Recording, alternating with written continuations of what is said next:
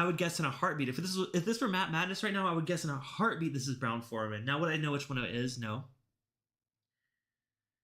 But that is a very traditional banana-forward Brown-Forman nose. Which is so funny because going to the Versailles, there's not any of that banana. Honestly, the Versailles is so much darker. It's almost comparing side by side. The Louisville is like a sweet banana. This is more of like a dried tobacco. That's how different the noses are on these two. Yeah.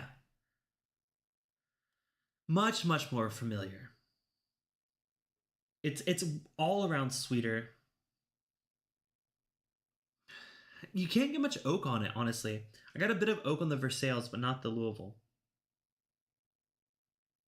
Interesting. I mean, I would be very easily convinced that this is like an Old Forester, like a younger Old Forester, based on nose alone. Now, I've not tasted it, but nose alone, it kind of smells like a young Old Forester. But let's give the Louisville barrels a try. Cheers.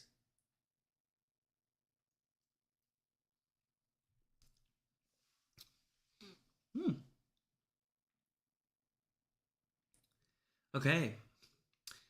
I mean, it's, to me, it's less interesting because it's less complex. It's a lot more in line with what I would expect for like I don't want to say bottom shelf Old Forester, but like if you were to take like the reason I keep referencing, I want to reference Old Forester single barrel proof bourbons. And the only reason I'm referencing them, we're not talking barrel proof here at all, but I'm talking about the Blue Label bottles. To me, they taste young and a little corny. This has that young and corny quality, but lower ABV, obviously. To me, it's definitely more of a. It tastes younger. I'll say that. Whatever they're doing here at the Louisville Rickhouse tastes a bit younger, but a little more in line with what I expect from an Old Forester mash bill or Old Forester flavor profile. Not bad by any means, but I think adding just that little bit of the Versailles makes Woodford Reserve a more interesting product because I don't think Woodford Reserve necessarily tastes like Old Forester. There are a lot of similarities, don't get me wrong. But like, let me go back to regular Woodford.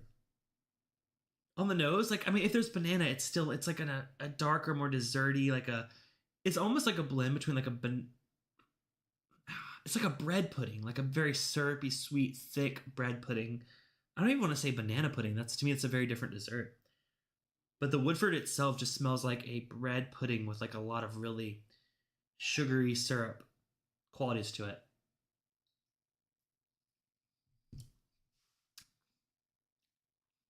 Oh yeah. I mean, I see why they do the blend. Let's be real. Woodford Reserve, the regular shelf or bottle, is so well-rounded and so balanced. It gives you the oak that you expect from a bourbon, but the sweetness, the dessertiness, the milk chocolateness that I think is approachable to anyone. Whereas when you're trying these two different sets of barrels, they are unique. Some of them have more complexities. I would say the Versailles one is more complex than the Louisville one, but that's not what they're going for a Woodford flavor profile. I think the general mission between Woodford Reserve is